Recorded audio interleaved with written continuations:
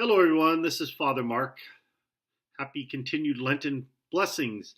This week, we're going to talk about a few things. One of the first things we're going to talk about is in Father Sika's little booklet that we've been going through in Lent on February 22nd, One Wounded Soul at a Time, how we're called to minister to one another. And then this Sunday on the 25th, the title is It's Pivotal, and how those things fall together in life. But I'd begin with Matthew Kelly in his book Rediscover Jesus on the seventh day. He reminds us that Jesus calls us a child of God, that we are children of God. And in being children of God, we are called to minister to one another, which gets us to the Father Sika book.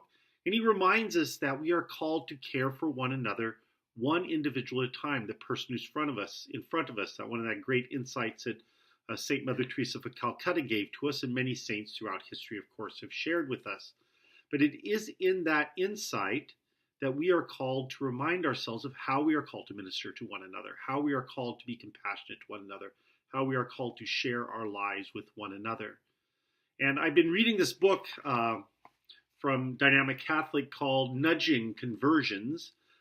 Carrie Gress is the author of it. And one of the things she talks about is about the pressure and that comes from talking to people about faith and about bringing them back to God. And she uses this wonderful analogy that I found very, very interesting. She said, if you take a piece of ice and place it on the table and you press your finger down upon it and push really hard, what happens to that ice cube? Well, normally what would happen to it is go shoot off in one direction or another. It would not stay underneath your finger because the friction would just take it away. Rather, she says, if you take a piece of ice and you gently put your pressure upon it, then what happens? And it stays and slowly begins to melt away.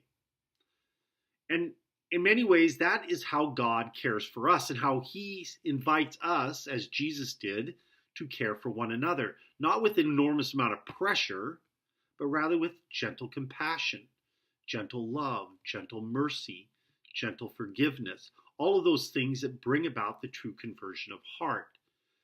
And we see that over and over and over again, rather than the loudness, the screaming, the shaking of fists. That never converts. Rather, it's the gentle invitation into life, into love, into hope that brings about true conversion in the life of anyone. Me, you, everyone. It is that gentle invitation to love. And we all know that we have those moments within our lives where we have felt that or lived that moment of conversion, which gets to its pivotal part.